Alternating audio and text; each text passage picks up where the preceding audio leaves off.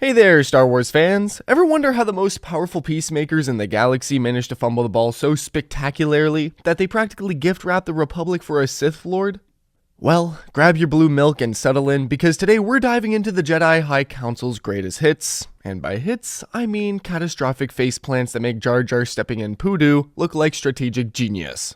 From treating emotions like they're contagious diseases to literally becoming what they swore to protect against, the Council's mistakes read like a how not to run a Galactic Order guidebook. Let's break it down.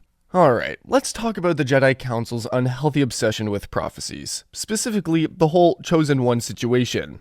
You know that friend who's really into astrology and makes literally every life decision based on Mercury being like a microwave or something?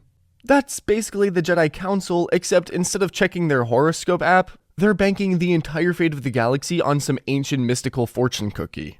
The prophecy stated that the Chosen One would bring balance to the Force. Now, here's where it gets interesting. And by interesting, I mean face-palmingly obvious in hindsight.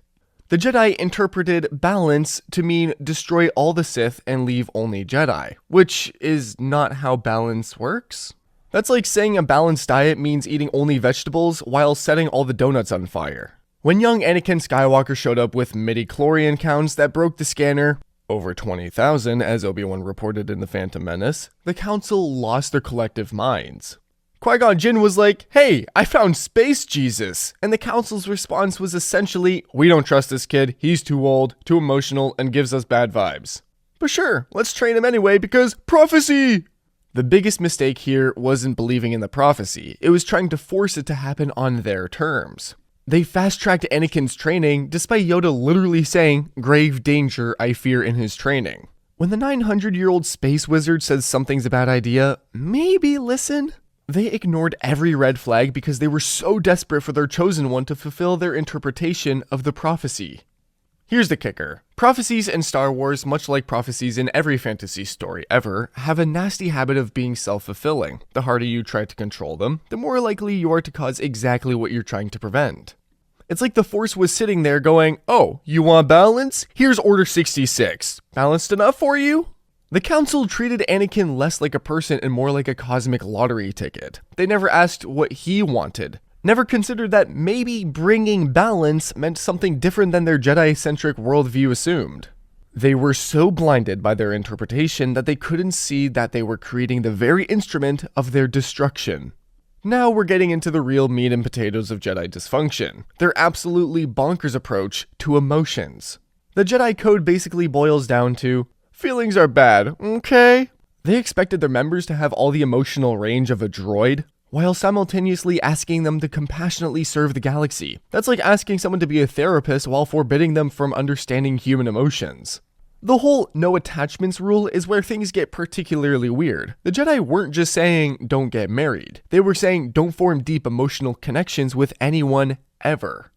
Meanwhile, they're assigning masters and Padawans who spend years together in life or death situations. What did they think would happen? Oh yes, I'll train this child from age 9 to adulthood, fight beside them in countless battles, but definitely won't care about them. That's totally how human psychology works. Enter Anakin Skywalker, a kid who was raised by a loving mother until age 9. You know, like a normal person, and then told, actually, loving people is the path to the dark side.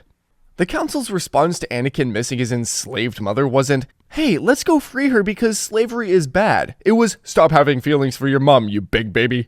This created a power keg situation. Anakin fell in love with Padme, because he's human and that's what humans do, but had to keep it secret. When he had nightmares about her dying in childbirth, who could he turn to? Not the Jedi, who would have kicked him out faster than you can say youngling. So instead, he turned to one person who said, "Your feelings are valid." Good old Sheev Palpatine. The tragic irony is that the Jedi's fear of the dark side created a system that practically pushed people towards it. By making normal emotions forbidden, they ensured that anyone who experienced them would feel guilt, shame, and isolation. Emotions that, surprise, surprise, lead to the dark side. It's like banning fire extinguishers because you're afraid of fire. The most heartbreaking example is when Anakin comes to Yoda for help with his visions. Yoda's advice? Train yourself to let go of everything you fear to lose. That's not wisdom, man. That's emotional negligence. Imagine going to a therapist and saying, "I'm afraid my wife will die," and they respond with, "Just stop caring about her, bro." The Jedi created a system where the only way to deal with emotions was to suppress them until they exploded, usually in a very dark-sidey way. They confused controlling your emotions with not having emotions, which is about as healthy as confusing controlling your appetite with never eating. Okay, this is where the Jedi went from space monks with questionable therapy techniques to literally everything they swore they weren't. Remember how the Jedi were supposed to be peacekeepers, negotiators, neutral parties who served the Force, not political interests? Yeah, they forgot about that faster than Disney forgot about Rose Tico. When the Clone Wars kicked off, the Jedi didn't just assist the Republic, they became the Republic's military high command. Suddenly, Jedi Masters were generals, Jedi Knights were commanders, and even Padawans were leading clone battalions. This is like making Buddhist monks run the Pentagon. Sure, they might have wisdom and combat skills, but that doesn't mean they should be directing military campaigns. The transformation was jarring. One day, Mace Windu is meditating on the nature of the Force. The next day, he's planning invasion strategies and calculating acceptable casualty rates. The cognitive dissonance must have been overwhelming. How do you reconcile a Jedi uses the Force for knowledge and defense, never attack, with, "Commander, order the artillery bombardment"? But here's the really insidious part. Chancellor Palpatine orchestrated the whole thing. He was playing both sides like a cosmic DJ, and the Jedi walked right into his trap. By accepting military rank, the Jedi, 1. Became legitimate military targets, goodbye moral high ground. 2. Lost their independence from the Republic government. 3. Were spread thin across the galaxy. Divide and conquer, anyone? 4. Formed deep bonds with clone troopers, who had those fun inhibitor chips. 5. Became seen as warmongers by the public. The Jedi Council never stopped to ask, hey, isn't it weird that we're suddenly in charge of an army that appeared out of nowhere, ordered by a dead Jedi to fight a war that started right when we discovered said army? They just went, free army? Don't mind if we do. The war corrupted everything the Jedi stood for. They went from preventing conflicts to perpetrating them. They became so focused on winning battles that they lost sight of the bigger picture. Every planet they liberated saw them not as peacekeepers, but as military conquerors. The Separatists had a field day with propaganda. Look at these hypocrite Jedi preaching peace while dropping bombs! And through it all, they reported directly to Chancellor Palpatine. They literally made their executioner their boss. Every strategic meeting, every military decision, every Jedi deployment, Sidious knew it all. It's like playing chess against someone while live streaming your thoughts about your next move. The greatest tragedy? Many Jedi felt uncomfortable with their military roles, but were told it was their duty. The same organization that preached against attachment forced its members to lead soldiers to their deaths. The psychological toll was immense, and guess who was there to sympathize with their struggles? That's right, kindly Chancellor Palpatine, who totally understood their pain and definitely wasn't cackling maniacally behind those doors. If the Jedi Council were a horror movie audience, they'd be the ones yelling, "Don't go in the basement!" while simultaneously walking into the basement themselves. The warning signs about Palpatine were less red flags and more crimson billboards with flashing neon arrows, yet the Council managed to miss every single one. Let's start with Count Dooku, former Jedi Master, current Sith Lord, who straight up told Obi-Wan in Attack of the Clones, "What if I told you that the Republic was now under the control of a Dark Lord of the Sith?" Obi-Wan's response? He goes back to the Council and they collectively decide, nah, the bad guy is probably lying. Let's not investigate this potentially galaxy-ending claim. It's like a known criminal telling you there's a bomb in the building and you are going, well, he's a criminal, so obviously there's no bomb. The dude was trying to recruit you. Why would he lie about his boss's existence? Throughout the Clone Wars, Palpatine accumulated power like a corrupt player in a political simulation game. Emergency powers? Check. Extended term limits? Check. Direct control over the military? Check. Mysterious knowledge about military strategies? Check. Conveniently benefiting from every crisis? Check, check, check. The Jedi noticed all of this. They even had meetings where they expressed concern about Palpatine's growing power. Mace Windu straight up said the guy was surrounded by the dark side. Their force senses were literally tingling with danger, danger vibes every time they were near him. So, what did they do? They continued to take orders from him for 3 more years. Here's my favorite part. Palpatine barely tried to hide it. He dropped Sith knowledge in casual conversation like he was recommending a restaurant. Did you hear the tragedy of Darth Plagueis the Wise? Really? That's like your boss casually asking if you've heard about famous serial killers while sharpening a knife collection. The Council's approach was hilariously backwards. They didn't trust Anakin, a known quantity they'd trained for over a decade, but they trusted the politician who made their Jedi senses scream. They were more suspicious of their own members than the guy actively dismantling democracy in real time. Even when they finally decided to act, it was too little, too late. Mace Windu's arrest attempt was like bringing a lightsaber to a manipulation fight. Palpatine had spent 13 years setting up that exact moment. He knew the Jedi would eventually move against him, and he'd prepared the perfect trap, making it look like the Jedi were attempting a coup. The real kicker? In their fear of appearing political, the Jedi allowed themselves to be completely politically outmaneuvered. They were so worried about overstepping their bounds that they let a Sith Lord redecorate the entire galaxy into an empire. It's like being so polite that you let someone rob your house because you didn't want to seem rude by asking why they were carrying out your TV. Now we come to one of the most infuriating episodes in Jedi Council history, the trial and expulsion of Ahsoka Tano. This wasn't just a mistake. This was the Council speedrunning how to lose faith and alienate allies. When the Jedi Temple was bombed and Ahsoka was framed for the crime, the Council had a choice: stand by one of their most dedicated Padawans or throw her under the speeder bus for political convenience.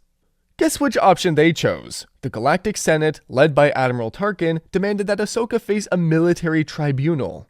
The Council could have said, "This is an internal Jedi matter, we'll investigate properly." Instead, they voted to expel her from the Order faster than you can say due process. The trial before the Council was a joke. Ahsoka had no defense counsel, no time to prepare a defense, and the Council spent exactly 0 minutes deliberating before delivering their pre-cooked verdict. They were judge, jury, and executioner, except they outsourced the actual execution part to the Republic military because apparently they couldn't even commit to their own injustice properly. What makes this particularly egregious is that Ahsoka had served loyally throughout the Clone Wars. She had saved countless lives, fought beside them, embodied everything they claimed to value. Her response to being accused? She tried to find the real culprit. The Council's response? She's running. She must be guilty! Because apparently no innocent person has ever tried to clear their own name. The political pressure aspect reveals the Council's true priorities. They were more concerned about their public image than truth or justice. Admiral Tarkin wanted a show trial with the death penalty, and the Council essentially said, "Sure, here's our Padawan, have fun." They stripped her of her rank and privileges without a proper investigation, based primarily on circumstantial evidence and political expediency. The heartbreaking irony? Anakin, the guy they constantly distrusted, was the only one who actually investigated and found the real culprit. Barriss Offee, another Jedi who'd become disillusioned with the Order's hypocrisy. While the Council was busy protecting their reputation, Anakin was protecting the innocent. When Ahsoka was proven innocent, the Council had the audacity to invite her back, claiming her ordeal was actually her great trial that qualified her for knighthood. That's like firing someone based on false accusations, then offering them their job back saying, "Congratulations, that traumatic experience was actually your performance review." Ahsoka's rejection of their offer was one of the most powerful moments in Star Wars. She saw through their hollow gestures and recognized that the Order had failed her when she needed them most. Her words to Anakin, "I know," when he mentioned his own struggles with leaving the Order, showed she understood the institution's deep flaws better than most. This wasn't just about losing one Padawan. Ahsoka's departure symbolized everything wrong with the late-stage Jedi Order: inflexibility, political cowardice, and abandonment of their own principles. Her walking away was a canary in the coal mine, warning of the Order's impending collapse. But did they learn from it? Did they really reflect on why one of their brightest would choose to leave? Nope. They just moved on like nothing happened because self-reflection was apparently not covered in Jedi training.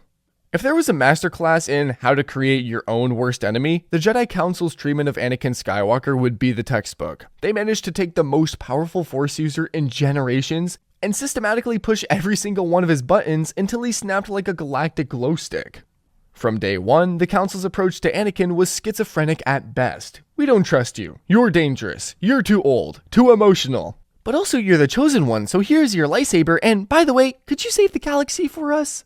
They treated him like a ticking time bomb while simultaneously handing him increasingly important responsibilities.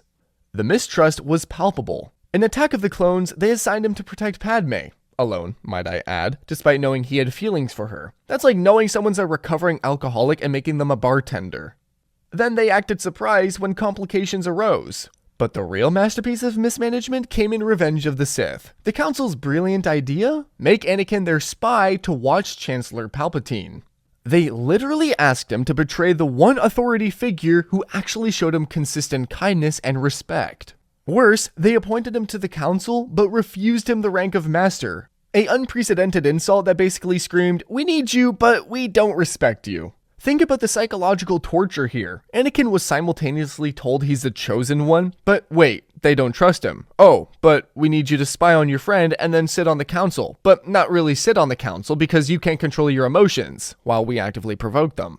The council seemed genuinely surprised that Anakin didn't respond well to being gaslit, manipulated, and disrespected.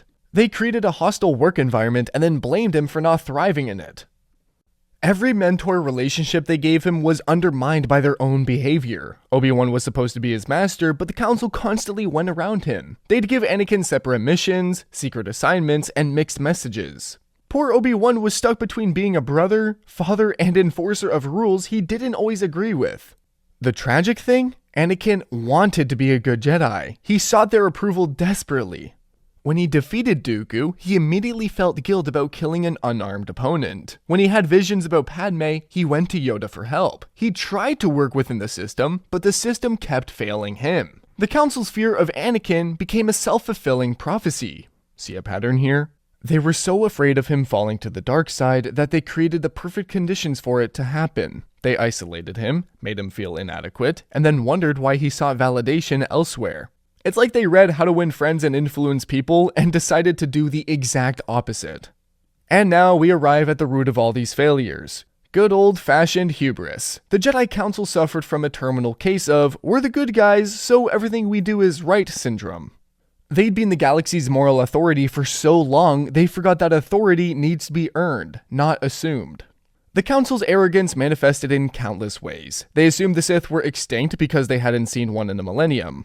When Qui-Gon reported encountering a Sith Lord, their first instinct wasn't, "Red alert! Ancient enemy returned!" It was, "Impossible. The Sith had been extinct for a millennium." Because apparently, evil respects expiration dates. This overconfidence extended to their Force abilities. Throughout the Clone Wars, the dark side clouded their vision, yet they continued making crucial decisions as if they had perfect clarity. It's like driving through fog while insisting you can see perfectly fine, then acting shocked when you crash. They believed their ancient traditions were above questioning. The Jedi Code hadn't significantly evolved in centuries, but they treated it as immutable divine law rather than guidelines that might need updating. When members like Qui-Gon suggested different approaches, they were dismissed as mavericks. When Dooku left the Order citing its problems, they labeled him a political idealist rather than examining his criticisms. The Council's hubris made them inflexible. They couldn't conceive that their approach to emotions might be flawed, that their political neutrality had already been compromised, and their traditions might be outdated, and that they could be wrong about, well, anything. This attitude trickled down through the entire Order. Jedi were taught they were inherently superior to non-Force users. They made decisions for entire systems without meaningful consultation. They assumed their meditation and lightsaber skills meant they understood governance, military strategy, and psychology. The greatest irony? The very institution that preached against pride fell because of it. They were so confident in their own righteousness that they couldn't see they'd become what they opposed. An inflexible, dogmatic organization more concerned with maintaining power than serving good. Even at the end, as Order 66 decimated their ranks, many Jedi died confused. How could this happen to them? They were the good guys, the chosen defenders of peace and justice. The possibility that they'd contributed to their own downfall never occurred to them because that would require the kind of self-reflection that hubris doesn't allow. The Jedi Council's legacy is a cautionary tale. No matter how noble your intentions, the moment you believe you're above criticism, above change, above the very people you claim to serve, that's when you've already begun to fall. And there you have it, folks, the Jedi Council's greatest hits album, where every track is a facepalm-worthy disaster. From treating the Chosen One prophecy like a cosmic lottery ticket, to basically handing Palpatine the keys to the galaxy, the Council proved that even space wizards with laser swords can make spectacularly bad decisions. The real tragedy isn't just that they failed, it's that every mistake was preventable. A little humility there, some emotional intelligence there, maybe actually listen when Count Dooku literally tells you there's a Sith Lord running the Republic. But no, they were too busy maintaining their 1,000-year-old traditions to notice the galaxy burning around them. What do you think about the Council's biggest blunder? Team expelling Ahsoka, or team let's make the emotionally unstable Chosen One a double agent? Drop your thoughts in the comments below. And if you enjoyed this deep dive into Jedi dysfunction, hit that subscribe button for more Star Wars analysis that's more entertaining than a Jar Jar Binks comedy special. Remember, the ability to speak does not make you intelligent, but apparently the ability to use the Force doesn't either. May the Force be with you, and more importantly, may you learn from the Council's mistakes.